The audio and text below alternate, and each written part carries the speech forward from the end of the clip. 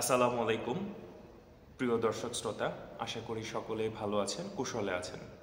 মেহেদী Hasan Sony. আমার আজকের আলোচনার যে বিষয়বস্তু সেটা হচ্ছে কিশোরকালীন যে একটা সময় অথবা পিউবার্ট, অ্যাডোলেসেন্স আমরা যেটাই বলি।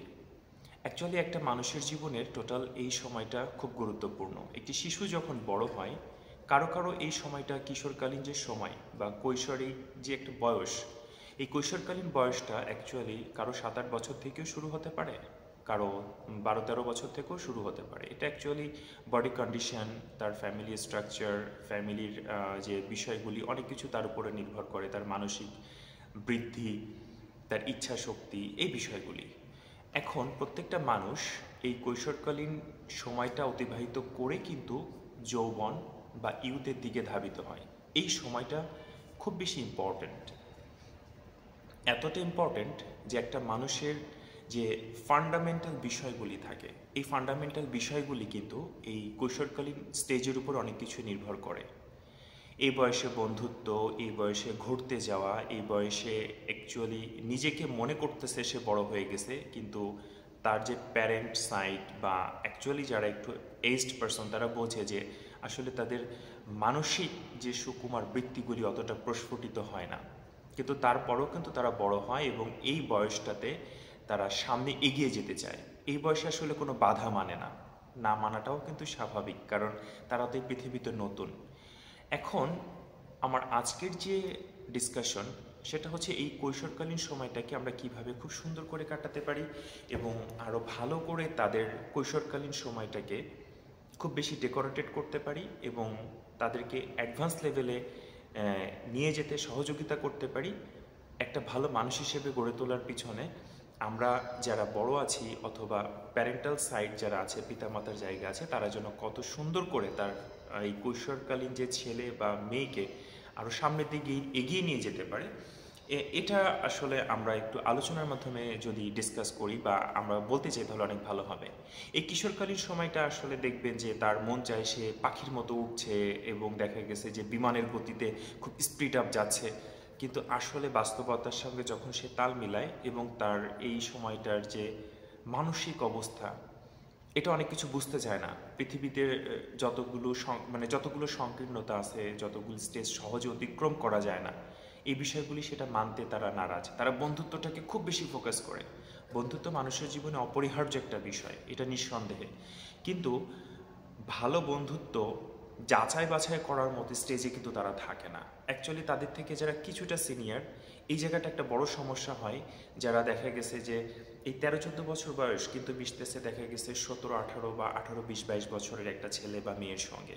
সেটা মেয়ে একটা মেয়ে বান্ধবীও হতে পারে, ছেলে একটা ছেলে বন্ধুত্বর সঙ্গেও হতে পারে, কিন্তু আসলে ওই যে ছেলে বা মেয়েটা সে সুগঠিত হয়েছে কিনা, তার কিশোরকালটা ট্রমার মধ্য দিয়ে গেছে কিনা, সে একটা ব্রোকেন ফ্যামিলিতে বড় হয়েছে কিনা, অথবা সমাজের নোংরা জিনিসগুলি অ্যাবজর্ব করে সে তার চরিত্রের মধ্যে ঢুকিয়ে ফেলছে কিনা, যার দ্বারা আপনার শিশুটা তার কাছ থেকে খারাপ কিছু শিখছে কিনা, এই বিষয়গুলি কিন্তু অবশ্যই আপনার লুক আফটার করা উচিত। বন্ধুত্ব অনেক ভালো, বন্ধুত্ব অনেক ঝুঁকিপূর্ণ এবং অনেক খারাপ, এই বুঝটা আসলে ওই কিশোরকালীন সময় আসলে প্রত্যেকটা মানুষের হয়ে ওঠে না। এই জন্য বাবা মাকে তাদেরকে বুঝতে হবে, তাদের কথা এবং তাদের বিষয়গুলি শুনতে হবে, মনোনিবেশ করতে হবে।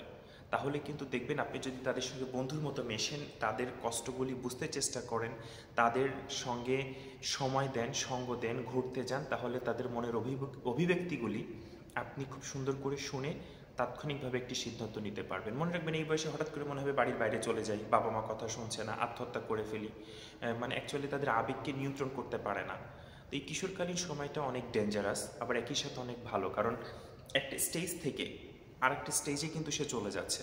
একটা কিশোরকালীন সময়টা অতিবাহিত হলে কিন্তু কয়েক বছর পরে সে সম্পূর্ণ একটা যুবক বা যুবতী হিসেবে আপনার জায়গাটাই কিন্তু দখল করবে।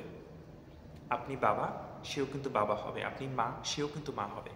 কিন্তু গুড বা ভালো কোনো কিছু কিভাবে হতে পারে, এই জিনিসটা কিন্তু আপনার থেকেই সে শিখবে। সুতরাং ওই কিশোর বা কিশোরীর পরিবারে যে বড় ভাই আছে, বোন আছে, তাদেরও কিছু দায়িত্ব আছে। তাদের বক্তব্য শোনা, তাদের মতামতের মূল্যায়ন করা, তাদের সাথে বন্ধুর মতো মেশা এবং সামনে অ্যাডভান্স লেভেলে তাকে গ্রো করার জন্য সে যেন সুন্দরভাবে, সুনিপুণভাবে অ্যাডভান্স লেভেলে যেতে পারে, তার কিছু দিক নির্দেশনা আপনাদের থেকেও দিতে হবে। তাহলে দেখবেন প্রতিটি শিশুর শৈশব মানে শিশুকাল যে একটা সময়, সেটা থেকে স্টেজ পার হয়ে তখন সে যখন কৈশোরকালীন সময় আসছে এবং কিশোরকাল সময়টা পার হয়ে অতিবাহিত করে সে যখন যৌবনে পদার্পণ করছে, তার প্রত্যেকটা স্টেজের শিক্ষাটা কিন্তু অনেক মানসম্মত হবে, অনেক ভালো হবে। তো আমার প্রিয় বন্ধুগণ, যারা সোশ্যাল মিডিয়াতে এই ভিডিওটি দেখছেন, এ ব্যাপারে আপনাদের কোনো মতামত থাকলে অবশ্যই কমেন্ট বক্সে লিখে জানাবেন। এবং এই যে আলোচনা, আমারও ভুল থাকতে পারে, কিন্তু আমি চেষ্টা করে যাচ্ছি যাতে সবাই ভালো কিছু শিখতে পারে। আমার প্রচেষ্টা থাকবে। এবং যারা ছোট ভাই বোনেরা আছো, তারা যদি এই ভিডিওটা দেখে থাকো, আশা করি তোমার যে কষ্ট, তোমার যদি কোনো অভিব্যক্তি থাকে যে কোন সমস্যা তুমি ফেস করছো, সেটা অবশ্যই কমেন্ট বক্সে লিখে জানাতে পারো। আমি অবশ্যই সেটার উপরে নতুন করে ভিডিও ক্রিয়েট করতে চেষ্টা করব এবং তোমার সমস্যাটাকে প্রায়োরিটি দিয়ে আরও নতুন করে যেন এরকম সমস্যা না হয় সে ব্যাপারে অবশ্যই চেষ্টা করব ভালো কিছু তৈরি করার জন্য। ততক্ষণ পর্যন্ত সকলে ভালো থাকো, সুস্থ থাকো এবং আমার যারা শুভাকাঙ্ক্ষী আছে আপনাদের প্রত্যেকে সুস্বাস্থ্য দীর্ঘায়ু কামনা করছি। ভালো থাকবেন।